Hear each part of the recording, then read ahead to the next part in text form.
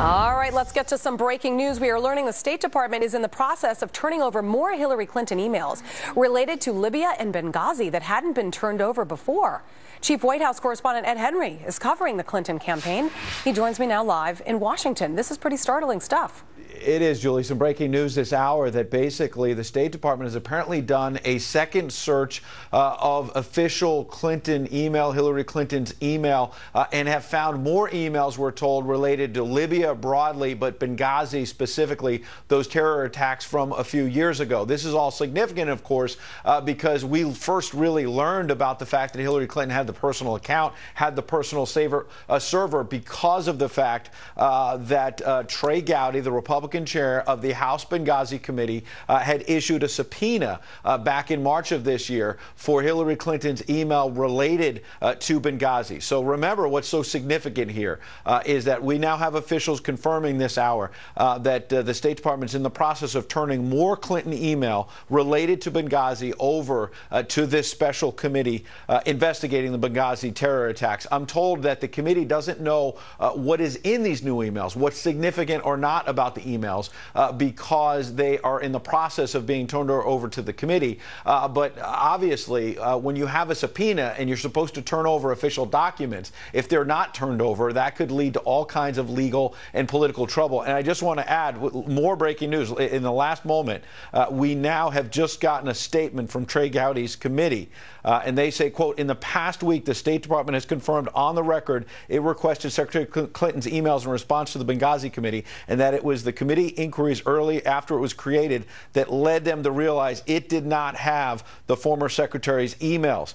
They go on to say the State Department has failed to comply with multiple Benghazi committee requests, and it is now indicating it intends to foster a more cooperative relationship. Quote, the committee is not yet in receipt of this new production of emails, and will not be issuing any statements regarding it until it can be thoroughly examined. If indeed this is a sign what the Republicans call, quote, the stonewalling and political protection effort that was previously being run by the department is diminishing, the committee welcomes it. The proof will be in the production. So I think that last point, what's interesting, you see Trey Gowdy there, the chairman.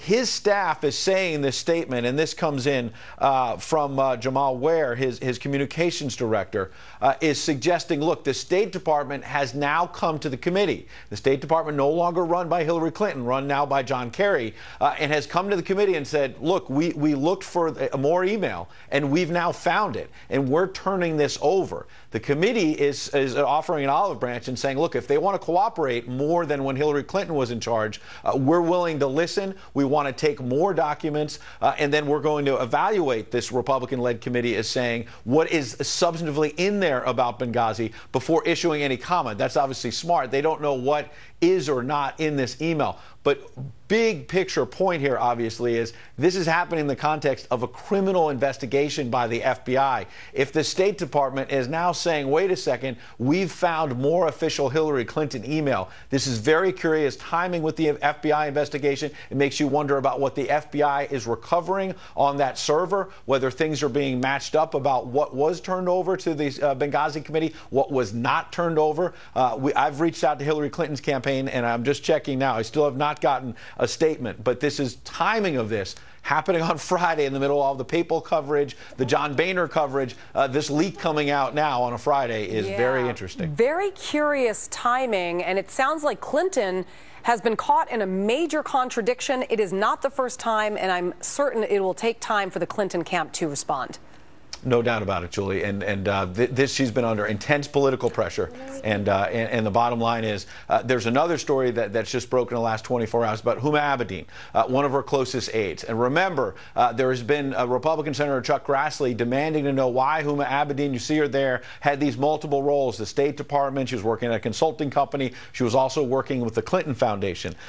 Hillary Clinton, we've now just gotten in the last 24 hours a new email because of Judicial Watch, the conservative group that has been petitioning for it. They've sued for more documents, suggesting that Hillary Clinton signed off on Huma Abedin having these different roles. That is a contradiction, her signing it off on that, to what Hillary Clinton told Andrea Mitchell of NBC News just a couple of weeks ago. Let's look at that clip real quick. Do you think he had a point in raising the question of whether it was appropriate for her to be taking a State Department salary and also be paid by an outside company closely associated with your husband, by you? Well, I was not directly involved in that, but everything that she did was approved under the rules as they existed by the State Department.